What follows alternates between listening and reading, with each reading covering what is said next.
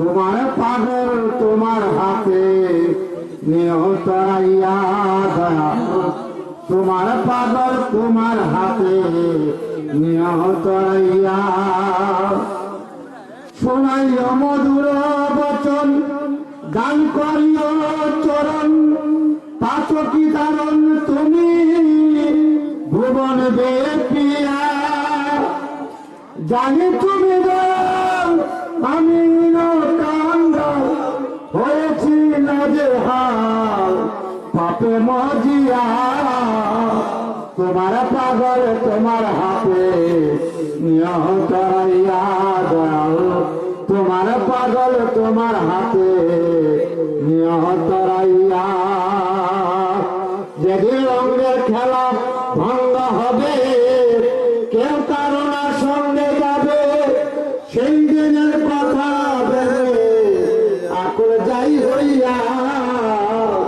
তোমার পাগল তোমার হাতে নিহতরাইয়া দয়াল, তোমার পাগল তোমার হাতে নিহতরাইয়া। হাজির, একদিন আমাদেরকে যাইতে হবে না? আমরা দুনিয়াতে সবাই থাকবো, দুনিয়াতে কি আমরা থাকবো সারা জীবন? আমরা থাকবো না, একদিন যেতে হবে এই দুনিয়া ছেড়ে। হাজির, এই মাহফিল বৎসরে একবার আমরা করি, কারণ সারা বৎসর আমরা আমাদের তরিকার ভাই বোন, তরিকার মুরিদান ভাই বোন যারা আছেন, অনেকেই আমাদের চলাফেরার মধ্যে, কথাবার্তার মধ্যে, আমাদের চাল চলনের মধ্যে অনেক কিছু আমরা ভুল করি। কিন্তু এই ভুলের মধ্যে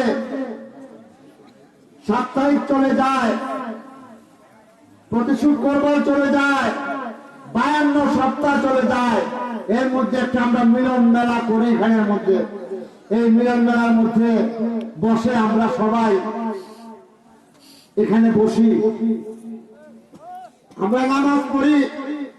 অনেক আলেম ওলামারা কিতাবের মধ্যে লেখা আছে, ঘরে বসার চেয়ে ঘরে পড়ার চেয়ে জামায়াতে নামাজ পড়া প্রায় 70 গুণ বেশি সওয়াব।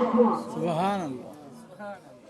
আমরা নামাজ পড়ি, রোজা রাখি, হজ করি, যাকাত করি, কিন্তু এই যে নামাজ পড়ি আমরা, নামাজের মূল উদ্দেশ্যটা আমাদের কি? আমি 2-4টা কথা বলে মিলাদ আরম্ভ করে ফেলবো। জামাতে নামাজ পড়ি, জামাত শব্দ অর্থ মিলন, ঐক্যবদ্ধ হওয়া। প্রত্যেক দিন 5 ওয়াক্ত জামাত, সপ্তাহে একবার শুক্রবারে জামাত, এলাকার বাৎসরিক 2 বার জামাত, যেটা ঈদের জামাত। এখন আমরা জামাত হইলাম, মসজিদে গেলাম, একসাথে সবাই মিলিত হইলাম। আমাদের সামনে কে থাকে? আমাদের ইমাম থাকে।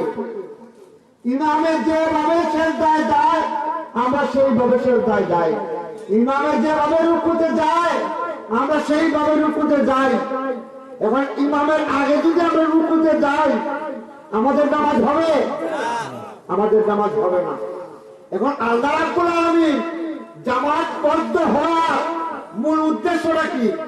মসজিদে যাব, এখন মসজিদে গেলাম, জামাত পড়লাম, আমার সাথে যে জামাত পড়লো তার সাথে আমি কথা বলি না, তাহলে আমার জামাত হলো? জামাতের মূল উদ্দেশ্যটা হলো মসজিদে গিয়ে একজনের সাথে আরেকজনের কথাবার্তা বলা, একজনের সাথে আরেকজনের মহব্বত বিনিময় করা, একজনের সাথে আরেকজনের ভালো মন্দ জিজ্ঞেস করা। এখন নামাজে গেলাম, জামাতে শরীক হইলাম, আরেকজনকে জিগাইলাম না, হিংসা রাখলাম, তাহলে আমার এই জামাতের সওয়াব হইব কিনা? এই যে জামাতবদ্ধ হওয়া মূল বিষয়বস্তুটা হলো একজন আরেকজনের সাথে সুসম্পর্ক স্থাপন করা। এখন দেখেন, সুসম্পর্ক স্থাপন করবো প্রত্যেক দিন, তারপর জুম্মা নামাজে যখন যাব এলাকার অনেক মানুষ মিলিত হবে, কারণ সাপ্তাহিক নামাজ যে 5 ওয়াক্ত নামাজ, এটা আমরা পড়ি 20-50 জনে। শুক্রবারের নামাজ যখন পড়ি তখন কত জনে পড়ি?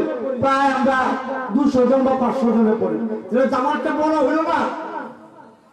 মূল উদ্দেশ্যটা কি? আল্লাহ আমাদেরকে প্রতিটা মুসলমানে আমরা যখন নাওয়াইতু আন উসাল্লি আলিল্লাহি তাআলা রাকাতুস সালাত পয়রাশিরা কাবাতুস শরীফাত আল্লাহু আকবার বলি, কাবার দিকে মুখ ফিরাই, পৃথিবীর সব মুক্তাদি কাবার দিকে এবং ইমাম কাবার দিকে মুখ ফিরায়, সারা পৃথিবীর মুসলমানরা কাবার দিকে মুখ ফিরায়। কাবার দিকে মুখ ফিরানি হলো সমস্ত মুসলমানরা, সমস্ত মুসলিমরা ঐক্যবদ্ধ হয়ে একটা দিকের প্রতি নিজের মনোযোগটাকে আল্লাহর দিকে সমর্পিত করা। তো বুঝতে পারছেন কথাটা?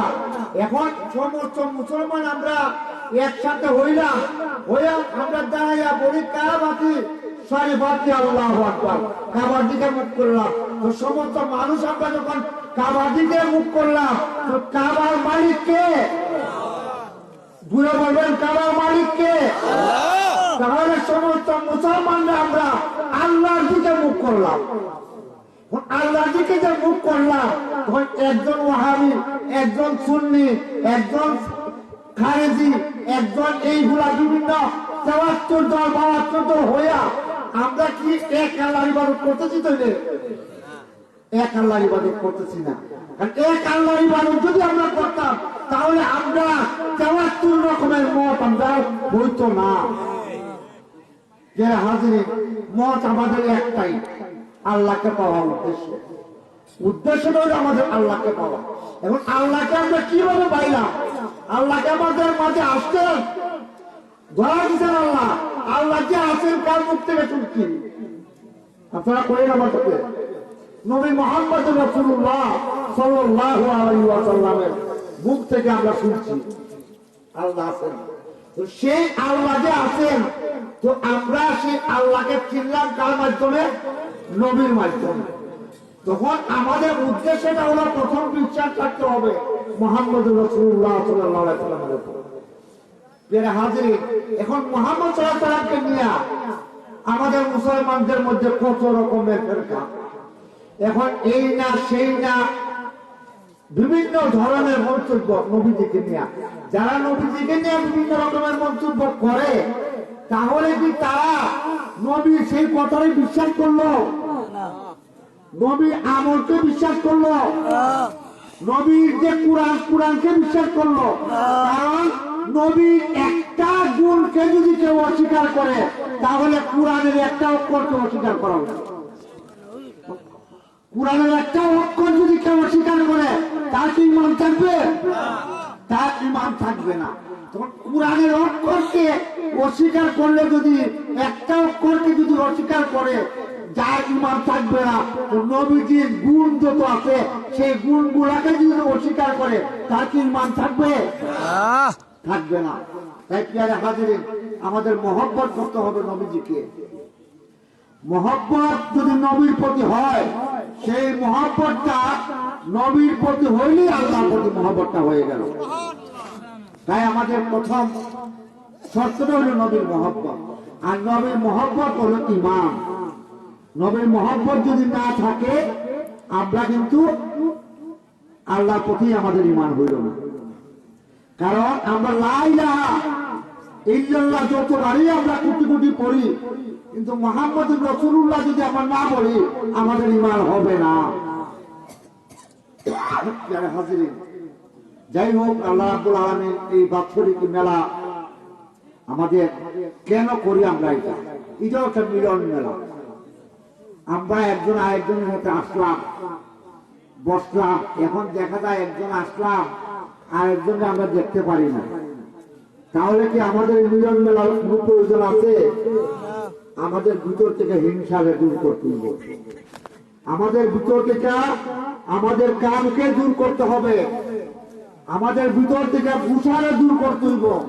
যদি এসব যদি আমরা দূর না করি, তাহলে মিলন মেলার কোনো প্রয়োজন আমাদের মনে হয় নাই।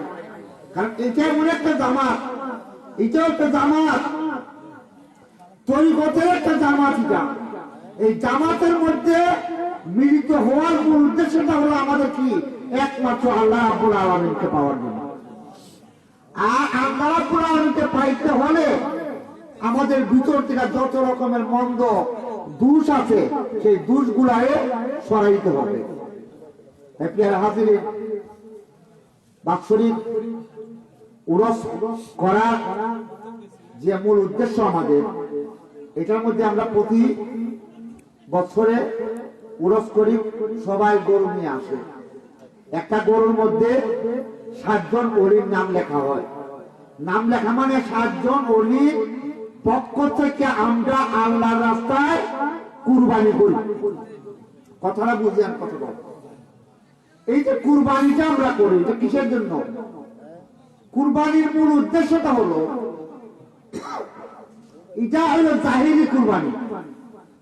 আর এই কুরবানিটার মূল উদ্দেশ্যটা হলো, জাহিরি কুরবানি যখন করি তাহলে আমাদের বাতিল কুরবানিটা আমাদের করতে হবে।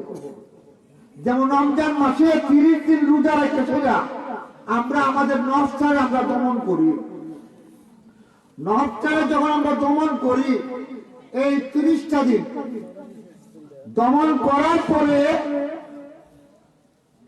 আমাদের ভিতরে যে কাম, ক্রোধ, লোভ, মোহ, হিংসা, রিয়া আমাদের মাঝে, প্রত্যেকটা মানুষের মাঝে, হাদিস শরীফে আছে, নবীজি বলছেন প্রত্যেকটা মানুষের মাঝে একটা করে শয়তান আছে।